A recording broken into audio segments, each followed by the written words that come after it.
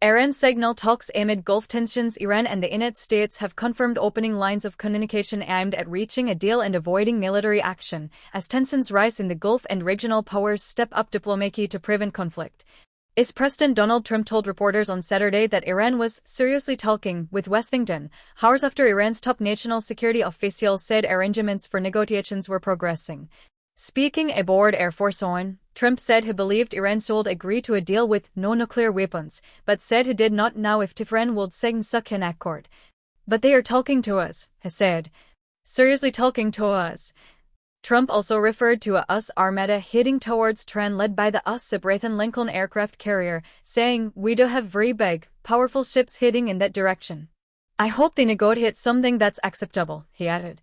Earlier, the head of Iran's Supreme National Security Council, Ali Larijani, said Tehran was preparing for talks with the US. Contrary to the artificially manufactured media war narrative, the formation of a framework for negotiations is progressing, Larijani wrote on Thai without providing further details. The developments come after weeks of escalating tensions, with Trump repeatedly threatening to attack Iran over a crackdown on recent anti-government protests and his push to curtail Iran's nuclear program. Earlier this week, Trump said the US vessels being sent to Iran were ready to use violence, if necessary, if Iran refused to hold talks on its nuclear program.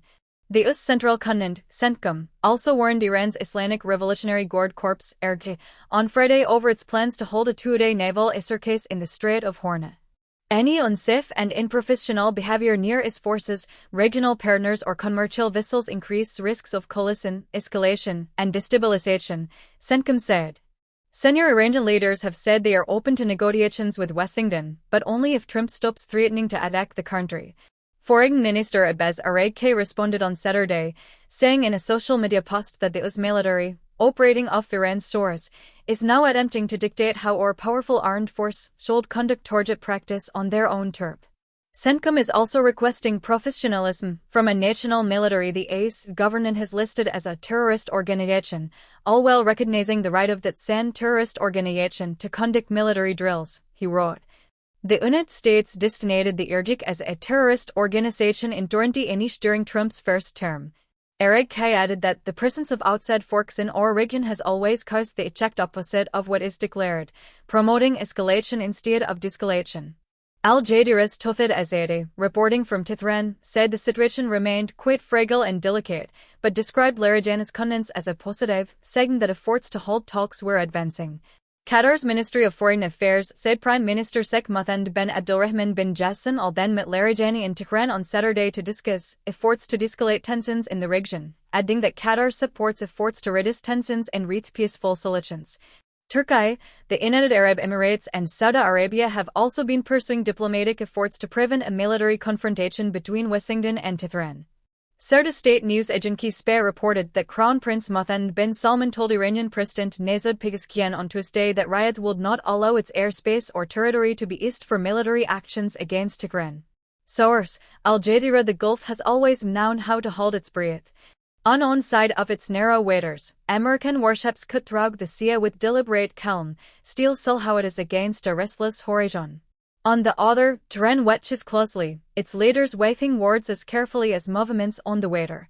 Between them lies not just a stretch of ocean, but years of mistrust, threats, and unfinished diplomacy. This weekend, however, nothing shifted. As tensions simmered and naval deployments intensified, Washington and Tehran signaled, cautiously, deliberately, that the door to dialogue is not yet closed. In a region where miscalculation can travel faster than missiles, even a small opening matters. Aboard Air Force One, US President Donald Trump spoke with characteristic bluntness. Tehran, he said, was seriously talking to the United States. Not posturing. Not sending feelers through intermediaries. Talking. They are talking to us, Trump told reporters. Seriously talking to us. The message was clear even if the outcome was not. Trump reiterated his red line: Iran must agree to a deal with no nuclear weapons, while considering uncertainty over whether Tehran would ultimately sign. Alongside the words came Muscle, a US naval armada, led by the USS Abraham Lincoln, moving toward the region. I hope they negotiate something that's acceptable, Trump said, even as he reminded the world of the very big, powerful ships heading